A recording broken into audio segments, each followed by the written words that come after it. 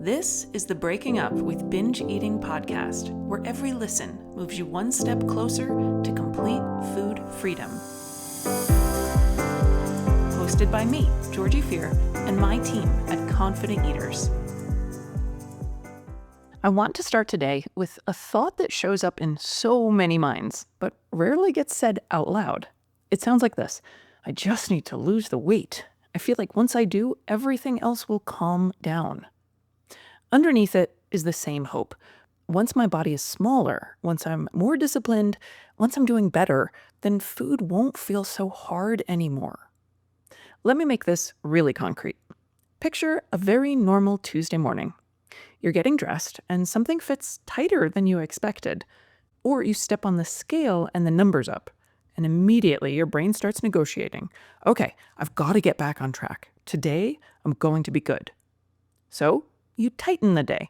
You push breakfast later. You make lunch smaller and skip the snack you actually wanted. You tell yourself you're being healthy.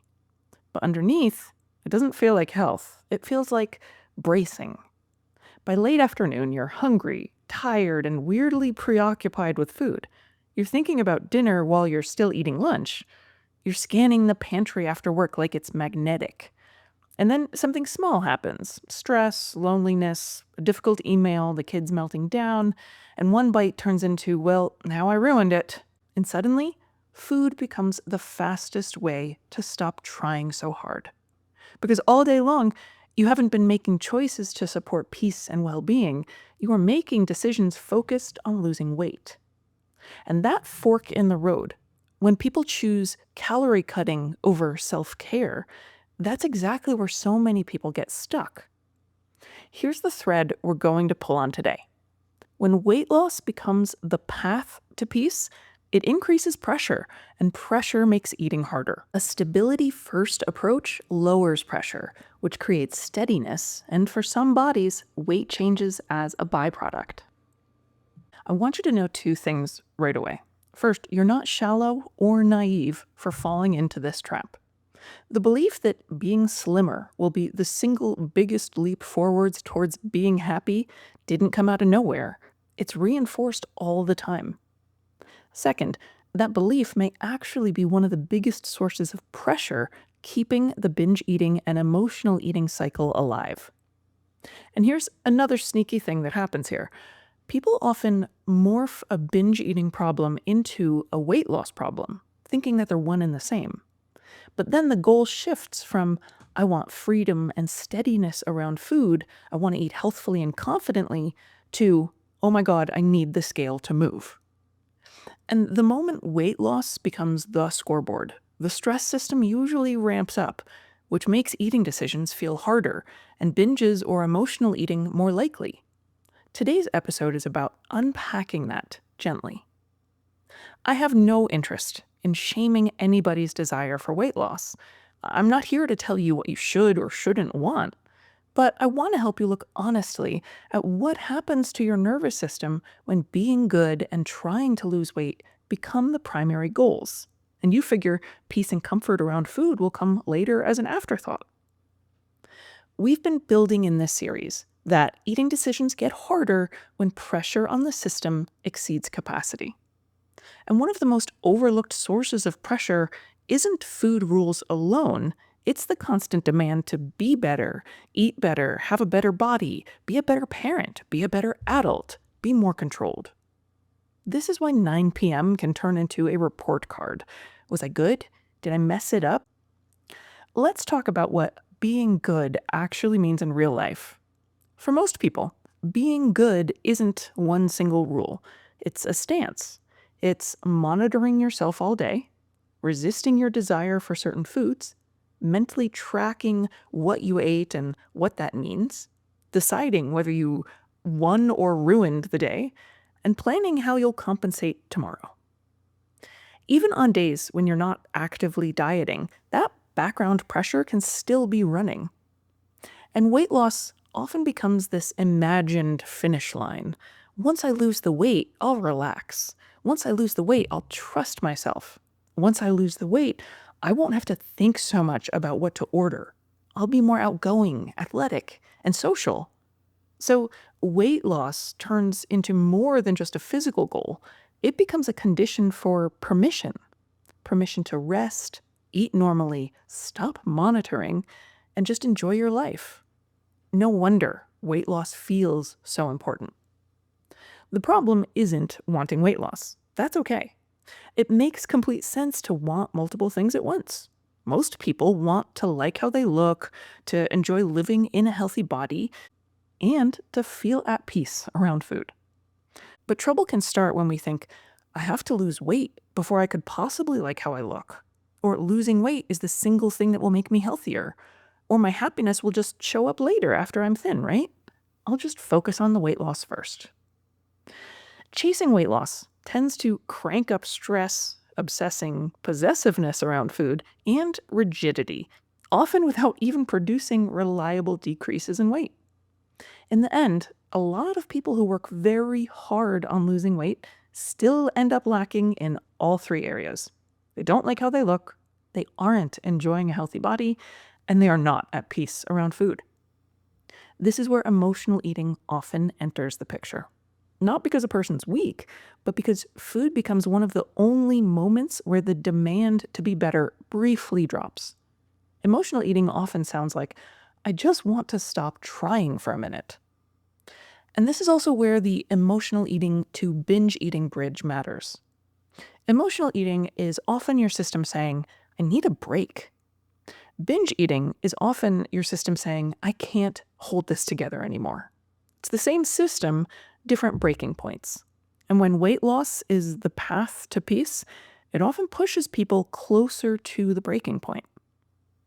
Now, I want to address something directly because I know it comes up. You might be thinking, okay, but weight loss really would help me. I don't feel comfortable in my body. You're right. It is important to feel comfortable in your body.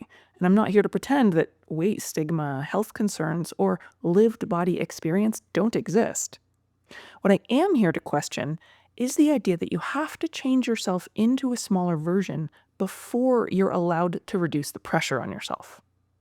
Because here's what I see over and over again. When weight loss is treated as the sole solution to distress around food, people actually tighten control, increase vigilance, tolerate more deprivation, and delay rest and care.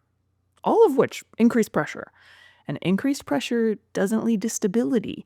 It doesn't produce consistent, healthy living. It leads to more swings. And here's where this gets especially tricky. When you are doing a bunch of good recovery work, binges are less frequent, urges are less intense, but the scale hasn't moved yet, a specific kind of frustration tends to flare, and I just talked about it a couple episodes ago. If we don't name and recognize that frustration, it can pull people right back into the pressure behaviors that reignite the cycle. Counting calories again, skipping carbs, shrinking dinner down to something sad and insufficient, anything to make the number move. That pattern can look painfully predictable. You focus on binge eating recovery, you make progress, the scale doesn't reward you, you tighten control, and then the pressure spikes and binge urges come back. I want to offer a different way to think about weight loss. Let's remove it from the role of moral obligation or permission slip. Your weight is one piece of data about how your body is responding to its current environment.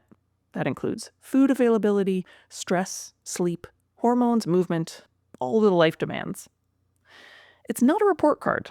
It's not proof of effort. It's not evidence of worth. It's not good or bad. It just is.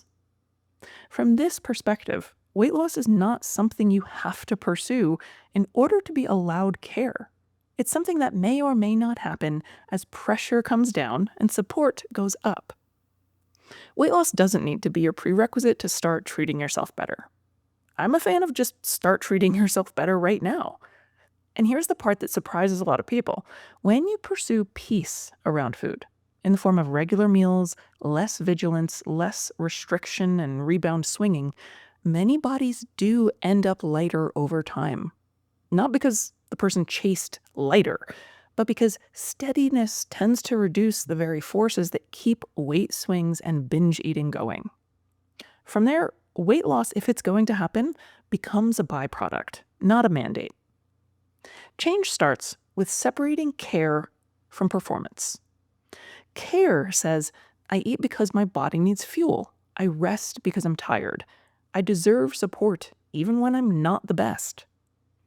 Performance says, I'm going to eat well to prove I'm good. I'll only rest when I've earned it, and I'll trust myself once I fix this. One reduces pressure, the other adds it. Can you feel that? One more gentle heads up. At some point, the temptation to jump back into a diet will show up. That impulse can feel urgent, like it's the only responsible move. But for many people with a binge history, following that impulse is exactly how the cycle restarts itself. So this week, we're going to practice lowering pressure, not trying harder. So here's your task. It's quick and it's concrete.